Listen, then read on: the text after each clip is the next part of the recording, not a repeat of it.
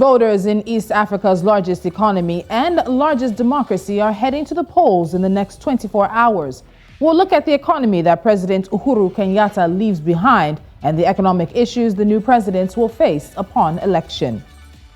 Nigerian founders of American fintech found themselves in the crosshairs of the U.S. Department of Justice. A few years later, the two co-founders pleaded guilty to the charges. The former CEO of Ping Express joins me today on Business Edge. And on Money Monday, is there any way for you to make some money while the world teeters on the edge of recession? Let's see if we can answer that question. This is Business Edge. I'm Tolulope Adeleru-Balogun. Let's start with the African business headlines.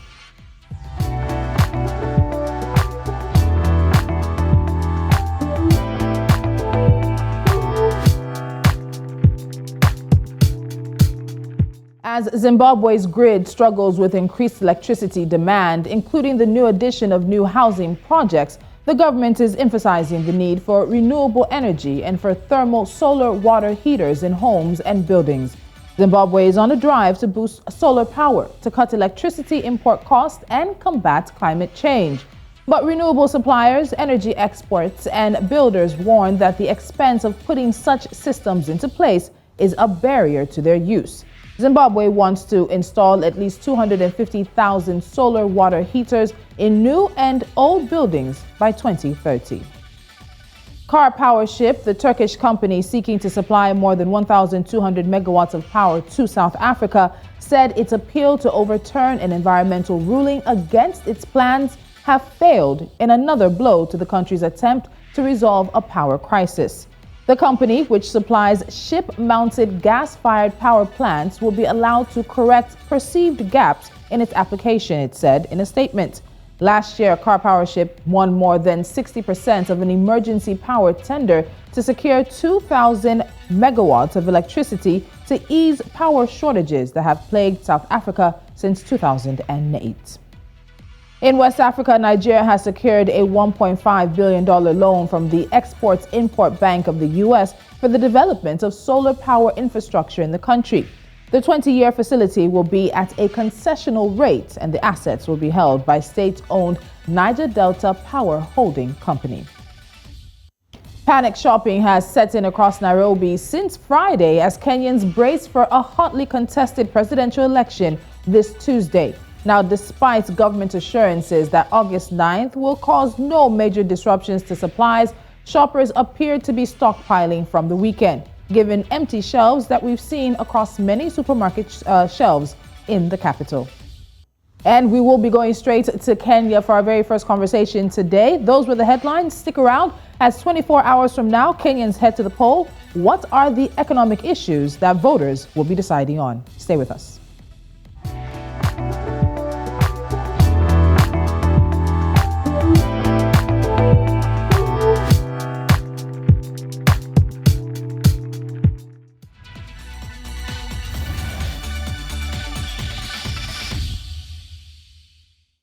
On Tuesday, August the 9th, Kenyans will be going to the polls to vote between four contestants for the next president of the largest economy in East Africa, as well as legislative elections. The economic health of Kenya is front and center as over 22.1 million voters make their decision. So what sort of economy does President Uhuru Kenyatta leave behind? What are the economic issues that voters must consider as they vote? And what are the issues that the new president will have to take on as he enters office at a difficult economic time? Africa geo-economist, macro analyst, and the CEO of Rich Management, Aly Khan Satchu, joins me now from Nairobi, Kenya. Aly Khan, it's good to see you again. How are you today? Very well, thank you. Good to be with you. So let's first look at who is leaving, and that is, of course, President Uhuru Kenyatta, who has served his 2 terms and is making his way out. He has, in a way, anointed who he believes should be his successor, but he has been the custodian of Kenya's economy for a number of years now, and we've seen that economic output has doubled. Kenya's economy is now Africa's 6th largest, and when he became president, it was the continent's 13th largest. So how would you assess President Kenyatta's handling of the Kenyan economy up to this point in time? I think, President Kenyatta's greatest success has been the build out of infrastructure, There are roads all over the country, tarmac roads, which weren't there before. The railway is a little bit double-sided because the intention of that railway, which was our biggest single investment since independence, was to connect Uganda, was to connect all the way to DR Congo, but currently it's stuck just in the Rift Valley. But I would say the greatest success has been around the infrastructure, the hardware that has been built during his term. So when we look at all of this, it seems to have come at possibly a very high cost for Kenya. We've had the conversations around the debt situation that the economy faces. And as you said, President Kenyatta's administration has built roads and railways. Infrastructure can be visibly pointed to. But debt has also increased, rising by about 300% from 2 trillion shillings or around $16 billion in June 2013 to now 8.6 trillion shillings, around $72.5 billion as of May this year. Is Kenya's public debt an issue that can influence how people vote, especially the issues that come with that debt? We've talked about the IMF, some of the conditions involving freezing salaries of the civil service, and of course, maybe removing some of these subsidies. So are Kenyans able to tie those issues to debt and bring themselves out to vote on those issues? That's a fascinating question, and I think that's what everybody is weighing at the moment. I mean, what has happened, of course, is that the increase in debt service has meant the government has had to increase taxes. The cost of living has spiked quite sharply in the last 12 months. And therefore, it's going to be a very interesting election in that historically we've seen it play out along tribal lines, the amalgamation of tribal fiefdoms. But the question this time is, will the economic situation, which has been very severe for very many people, will this filter into decisions that are made tomorrow at the polls? And that's going to be something that we're going to all be watching. It will also be a sign of maturity in the Kenyan electoral process if that does happen. But I think that, yes, you've touched on precisely the key issue.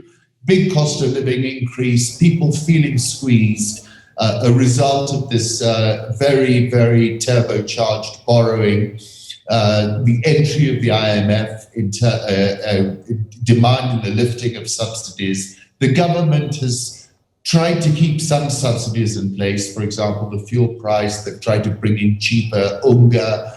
But, I think the electorate is seeing through these gimmicks, whose shelf life is very short. It's just past the election, I suspect. And it's going to be very, very interesting to watch. So let's talk corruption, because we know that's unfortunately a decades-old issue for many African economies and countries. President Uhuru Kenyatta said that Kenya loses about 2 billion shillings, or around $16.8 million every day to corruption. Do you think that corruption is still an issue that will get Kenyan voters to consider what aspirants or now presidential candidates are saying about corruption? Or is it something now that they've become apathetic to and it doesn't rank so high on those lists of things they need to think about? You see, what's happened here is quite interesting in that the government has been accusing the deputy president, who is one of the main candidates, of corruption. But the problem has been that, corruption has not been, you can't just accuse him. As you've said, the government has also been guilty of corruption. So it's a very difficult issue. Both sides have tried to tread gingerly around it. And of course, then there is a lot of vote buying that goes on as well. I think the issue, it's because it's not black and white, because it's a grey area. It's not ranking top as the issue for the electorate. I think cost of living is what's top of the list. And, both sides are saying they're going to do something about it, but I think they're very hamstrung.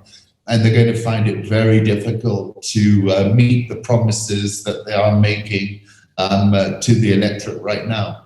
So let's get into that. So as you said, cost of living and the promises. So food prices have soared. We've seen inflation, of course, rise as well in Kenya, 7.1% in July. While it might be low compared to many other countries, it is biting into Kenyans' pockets. We've also seen the combined impact of the Russia-Ukraine war as well, and the lingering supply chain disruptions from COVID-19. And tourism is a major employer for Kenya, and that has also taken a hit. So what are these candidates saying about what they plan to do for Kenyans if they win tomorrow?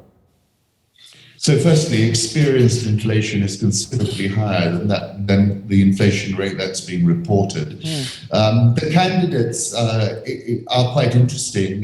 You have the Azimio coalition, which is under Raila Odinga, who was an opposition politician for a considerable amount of his career, and now is being championed by President Kenyatta. And one of their ideas is to provide a social safety net payment per month of 6,000 shillings, which is about $50 per family. Now, the cost to implement that is obviously going to be absolutely massive. And I, for one, think it's going to be very difficult given the debt situation, which, the nature of these things with debt, you can keep kicking the can down the road for so long, and then suddenly it hits you. And I think that moment of collision is going to be very soon after the election result is known. So you've got that social safety net support as a way of lifting those who are least well off, and that seems to be the main thrust of Raila Odinga's program. On the other side, William Ruto, who's championed himself as a hustler, fighting the dynasties of the Odingas, the Mois, and the Kenyatas, he's got what is called a hustler fund, where essentially they're going to put aside money in order to jumpstart the economy at the ground level. They're going to make money available to everybody, more as a loan, a soft loan, but essentially trying to turbocharge the entrepreneurial spirit amongst Kenyans. And that's where I would say the main differences lie. The problem is going to be finding the money to do that at a time when we're spending 57% of tax income on servicing debt. And I just don't see where the room's going to come from. So let's come back to this civil service issue. As we said earlier, we've had the conversation about it. IMF asking Kenya to freeze wages and salaries. We've seen what's happened with the parliament. Has any of the candidates touched on the civil service issue? Because we know that they tend to be party members and they tend to come out for the rallies. But the civil service in many African countries is bloated, highly inefficient, ineffective, and oftentimes takes a large amount of the money in the budget. Maybe not so much, but takes a considerable amount that people are asking if it's worth it. So has any candidate dared to touch the issue of the civil service? So your points are very well made. I mean, the recurrent expenditure, which is really the cost of running government, is very, very high, squeezes out all the development spending. This is a problem, as you correctly characterized, not only one that Kenya has, but across the continent.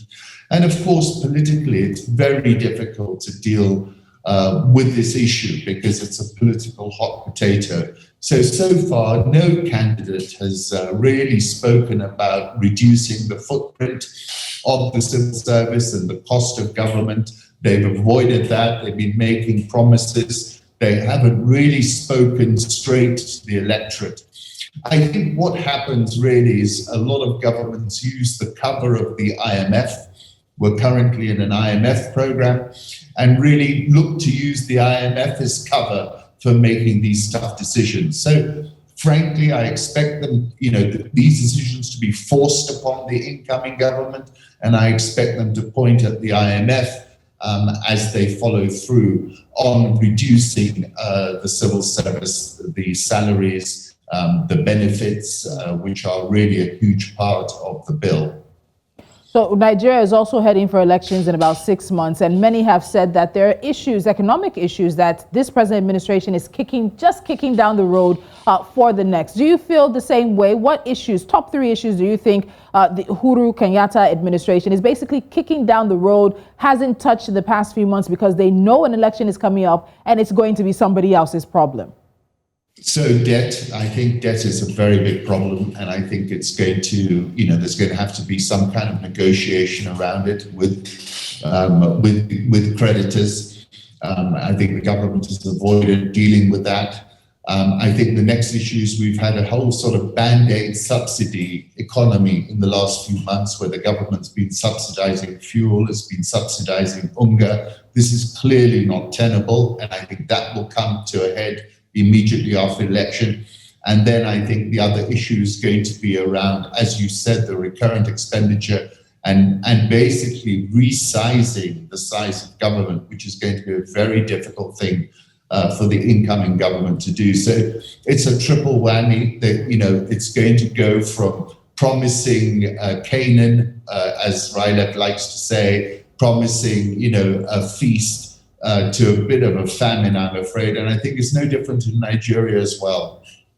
How prepared do you think the electorate is? Because as you said, you have candidates and politicians promising these things, and we all want to hear it. The naira in my pocket, the shilling in your pocket, the rand in a South African's pocket does not have the same value now. So we want to hear these good things, but how convincing and how realistic do you think the electorate going into elections tomorrow are in terms of how important the plans and the how of what candidates want to do, how they've been able to connect it? Do you think it's really going to come down to the economy?